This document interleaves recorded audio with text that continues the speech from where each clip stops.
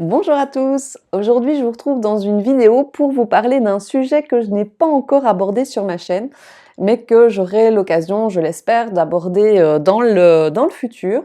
Et donc aujourd'hui, je vais vous parler d'un jeu, c'est celui du tarot. Alors, le jeu de tarot, qu'est-ce que c'est? C'est un jeu de cartes qui a plusieurs utilités. Certains s'en servent comme outil de divination, d'autres comme support psychologique. Alors, vous verrez que j'en fais une utilisation tout autre, mais je ne vais pas trop vous en parler pour le moment.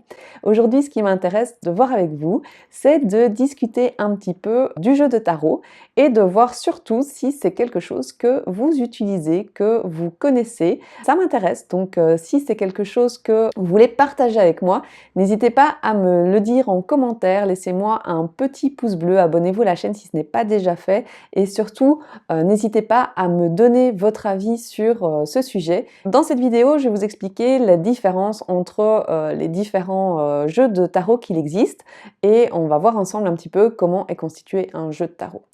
Alors tout simplement, il existe plusieurs types de tarot. Les plus connus sont le tarot égyptien, hyper ancien, sur un modèle complètement différent des tarots qu'on utilise habituellement. Ensuite, on a deux tarots qui sont vraiment beaucoup plus connus et répandus, qui sont le tarot de Marseille, que vous connaissez certainement par le nom, qui évoque la cartomancie, Madame Irma, la boule de cristal, etc. Et le tarot Rider-Waite. Là, pour le coup, le Rider-Waite, on connaît moins le nom, et pourtant, c'est celui qui est certainement le plus répandu aujourd'hui. Alors, le tarot Rider-Waite, le voici. Voilà à quoi il ressemble. Donc, celui-ci, c'est vraiment le tarot de base, hein.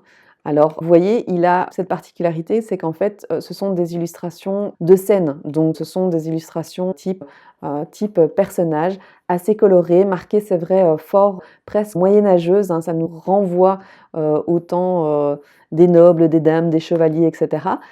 Il faut savoir que le tarot est un jeu de cartes composé de 78 cartes avec ce qu'on appelle 22 arcanes majeures. Donc ça, c'est ce que je tiens entre les mains. Les arcanes majeures sont numérotées de 0 à 21 avec des noms ici. Chaque arcane, évidemment, a son numéro et une fonction.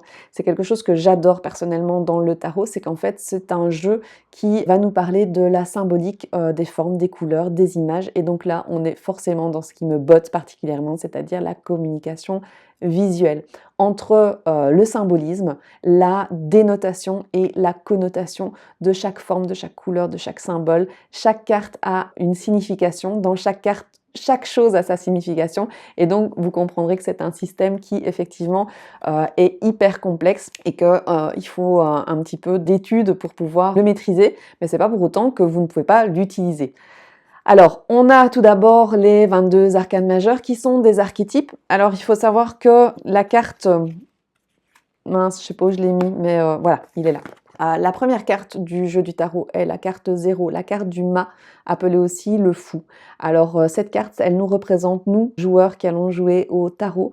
Et donc c'est nous qui allons traverser le tarot, rencontrer des personnages, rencontrer des situations par rapport à une question qu'on aura posée. Ce personnage, cette carte, va venir nous donner des pistes, des solutions, des questionnements qui doivent nous aider par rapport à la question que nous nous posons. Et donc le mat, c'est le fou qui part en voyage et qui se lance dans une aventure dont il ne connaît pas ni le tenant ni les aboutissants. Donc ça, c'est l'idée des arcanes majeures, c'est de rencontrer chaque archétype, nous donne un sens à comprendre par rapport à la question que nous nous posons. Ensuite, dans le tarot se sépare en 4 familles. Comme les jeux de cartes que vous connaissez, les jeux de cartes, on joue belote, etc. On a les trèfles, les carreaux, les piques, les cœurs. Et bien ici, on va avoir 4 familles. C'est de faire attention au reflet, voilà. 4 familles où on va avoir les bâtons, les coupes, les épées et les deniers. Chaque famille correspond finalement à non plus un archétype, mais une polarité qu'on peut avoir dans nos réactions, c'est-à-dire est-ce qu'on agit par rapport à l'action? Alors chaque famille, peut aussi être reliée à un élément. Donc famille des bâtons, c'est le feu. Il y a la famille des coupes qui peut être reliée à l'eau et donc ça va être les émotions. Les épées, le mental, l'air. Et j'en ai oublié un, le denier, la matière, la terre. Je crois que je les ai tous dit. Ces 4 familles sont constituées de 10 cartes, 1, 2, 3, 4, 5, 6, 7, 8, 9, 10, qui correspondent chacun à un degré d'évolution dans la compréhension de cette polarité, et des personnages de cours qui sont constitués, je vais vous les montrer, voilà, du valet, du cavalier, de la reine et enfin du roi.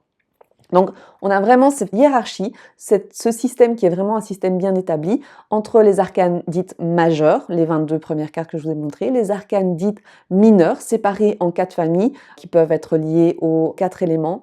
Ces éléments aussi peuvent être liés aux signes astrologiques. Enfin là, si on commence à faire des liens, c'est sans fin. On pourrait faire des heures de vidéos tellement cet outil est magnifique et riche. Ici, mon but, c'est de vous présenter les différents types de tarot. Donc l'égyptien et le Marseille, qu'on connaît souvent de nom.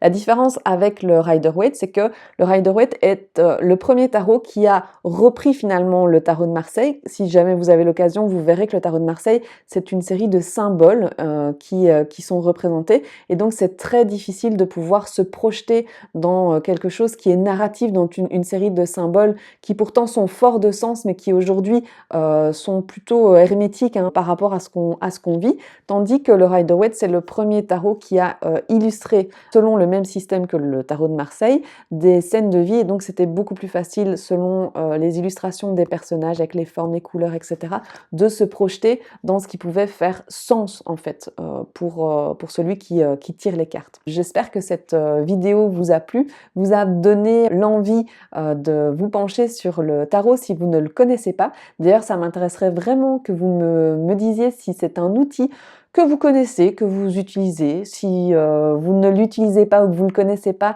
dites-moi si cette petite introduction vous a donné l'envie ou a piqué votre curiosité pour savoir un petit peu comment on joue à ce jeu de cartes et comment justement vous pourrez l'utiliser. Dans une prochaine vidéo, je vous expliquerai la différence qu'il y a entre les jeux de tarot et les jeux type oracle, parce que c'est souvent quelque chose qu'on me demande, et que quand on commence, finalement, on se dit bah, ce sont des jeux de cartes, à quoi peuvent-ils servir, etc. Et donc, si ça vous intéresse, je referai une vidéo un petit peu plus poussée sur l'utilisation justement du tarot entre les arcanes majeures et les arcanes mineures, peut-être éventuellement sur les tirages si ça vous intéresse, mais je sais qu'il y a énormément de vidéos là-dessus sur YouTube. Voilà, si je peux apporter un éclairage plus particulier, je le ferai, mais je suis certaine que vous trouverez votre bonheur sur YouTube si ça vous intéresse.